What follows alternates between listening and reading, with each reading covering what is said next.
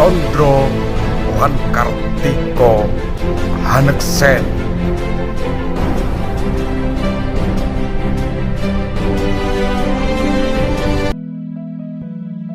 Assalamualaikum warahmatullahi wabarakatuh.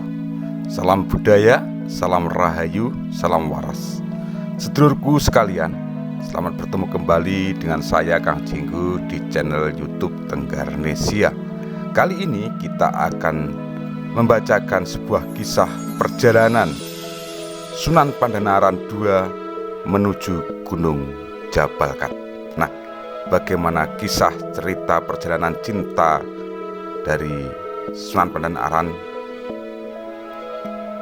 Sebelum kita simak, sedulur sekalian, jangan lupa bila panjenengan kerso, silahkan tekan tombol subscribe, memberi like, dan juga memberi komentar sebagai bentuk dukungan untuk eksis dan berkembangnya channel Tenggarnesia ini.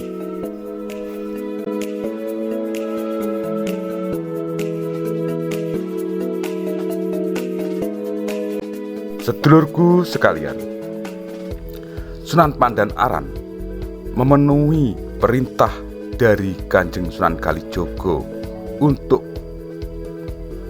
ke Gunung Jabal Qat. Tapi sebelum berangkat, beliau mengadakan musyawarah keluarga bersama istrinya yang berjumlah 4 orang yang semuanya adalah keturunan bangsawan.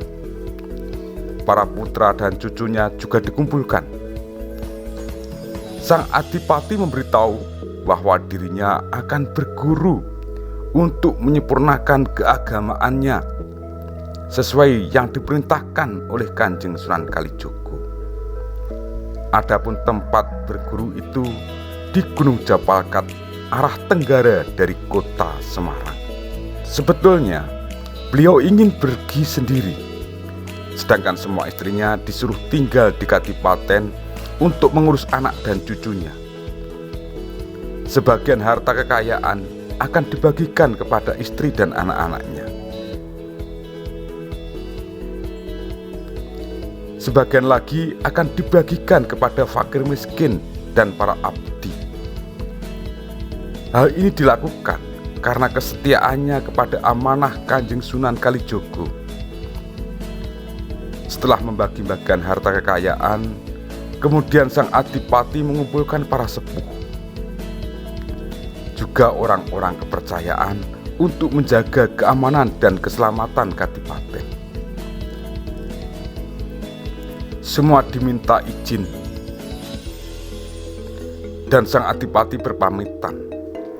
Akan tetapi mereka tidak merelakan beliau pergi meninggalkan Kadipaten. Walaupun begitu, mereka berdoa untuk keselamatan Adipati Pandanaran dan keluarga yang ditinggalkan. Setelah acara doa keselamatan selesai, salah satu istri dari Kanjeng Sunan Pandanaran, yakni Nyai Ageng Kaliwungu, memohon untuk ikut dalam perjalanan ke Gunung Jabal Qat. Hal ini dilakukan untuk menempati janji kesetiaan kepada suami, yaitu akan selalu mengabdikan diri dalam suka maupun duka. Melihat hal ini, sang Adipati membujuk istrinya untuk tetap tinggal di Kadipaten. Tetapi Nyai Ageng Kaliwungu tetap tidak mau.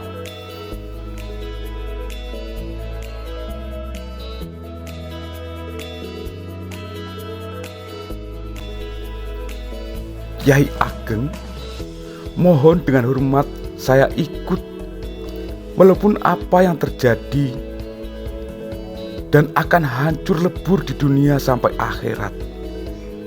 Harapan saya supaya tetap bersatu dengan Kiai. Bisakah saya tetap selamanya melayani Kyai Ageng? Mendengar demikian, maka Adipati Pandanaran II merasa luluh hatinya dan berkata, "Ya Nyai, kalau memang benar itu yang menjadi sumpah setiamu kepadaku, mau mengikuti perjalananku, maka saya izinkan." Hanya saya berpesan, jika Nyai mau ikut, jangan sampai membawa harta benda berwujud apapun. Karena itu sudah menjadi amanah dari guru saya. Mengutamakan hal-hal duniawi akan berbahaya dan menjadi halangan menuju keselamatan di akhirat. Nyai harus berpakaian juga dengan pakaian serba putih. Dengan senang hati Nyai Ageng menyanggupi perintah Ki Ageng Pandanaran II. Ki Ageng dan Nyai Ageng kemudian memakai pakaian serba putih serta memakai sorban juga berwarna putih. Ki Ageng membawa tongkat berbentuk cis. Cis itu adalah tongkat yang ujungnya runcing. Setelah semua dipersiapkan sesuai amanah dari sang guru yakni Sunan Kalijogo, Ki Ageng dan Nyai Ageng mohon izin berpamitan kepada semua yang ditinggalkan. Sebelum berangkat, Adipati Pandanaran II berpesan kepada istri dan anak cucu dan para punggawa kadipaten agar selalu hidup rukun.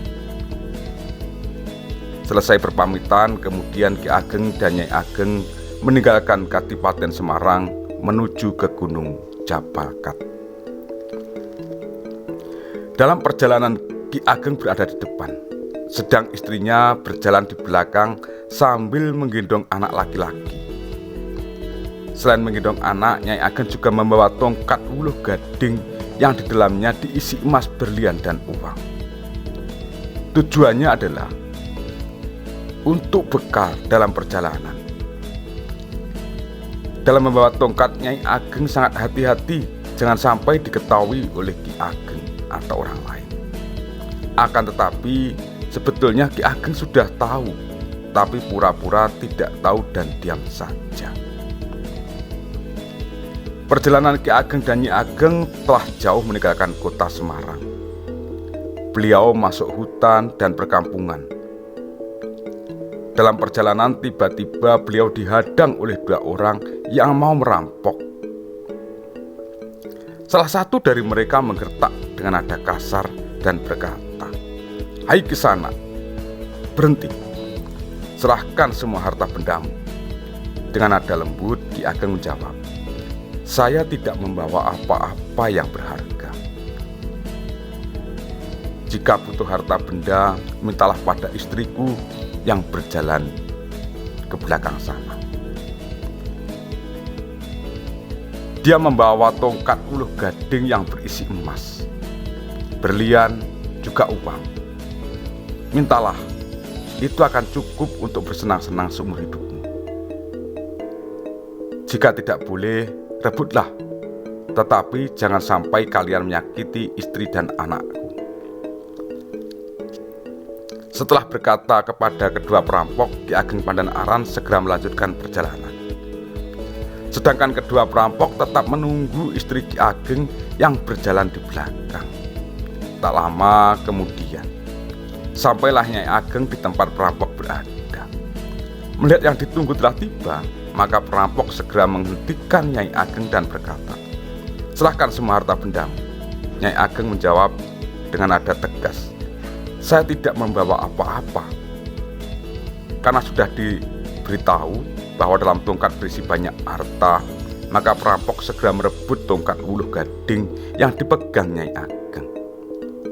Walaupun Nyai Ageng berontak, tongkat itu tetap bisa direbut perampok.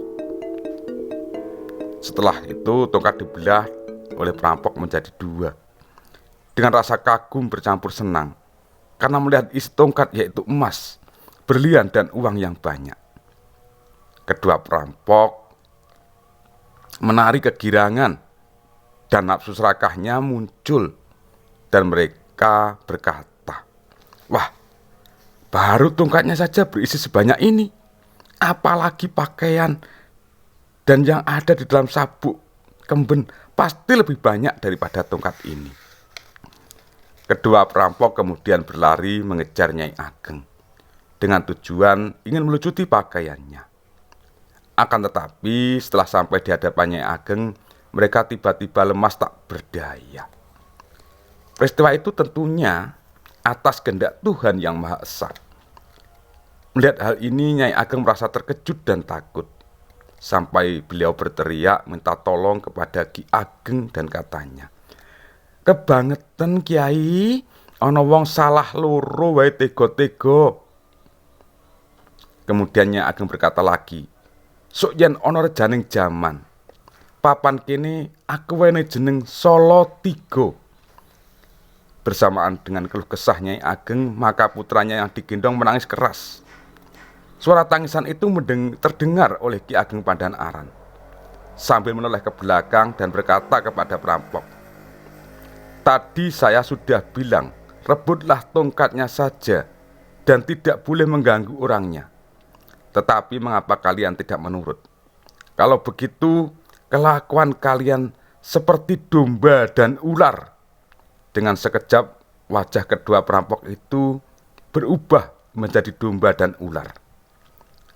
Karena perampok yang satu wajahnya adalah domba dan satunya ular. Sedulurku sekalian, demikian dulu apa yang bisa saya sampaikan. Ada kekurangan dan ada lebih, saya mohon maaf yang sebesar-besarnya. Triring ungkapan ono rino ono upo ono awan ono pangan. Salam budaya, salam rahayu, salam waras. Wassalamualaikum warahmatullahi wabarakatuh.